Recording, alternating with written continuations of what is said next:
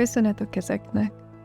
Az időjárás tépázta, kérges, napszitta kezeknek. Kezeknek, amik vetnek és aratnak, amelyek a hálót foltozzák és művelik a földet. Köszönet azoknak, akik már pirkadat előtt talpon vannak, és végzik ezt a létfontosságú munkát, élelmet és jövőt biztosítva mindenkinek. Akik hallgatnak a földre, és az évszakok váltakozásával összhangban élnek. Lehet, hogy nem látod a nevüket a hírekben, de fáradhatatlan munkájuk ott van minden búzaszemben, minden csaptejben.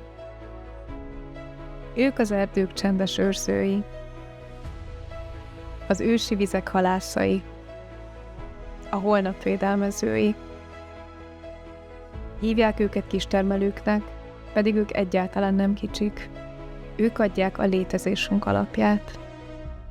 És a FAO 80 éve mellettük áll, vál vetve, mert együtt tápláljuk a világot.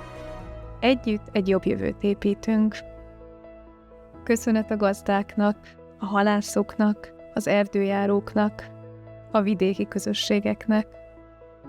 Köszönet a kezeknek, amik táplálnak.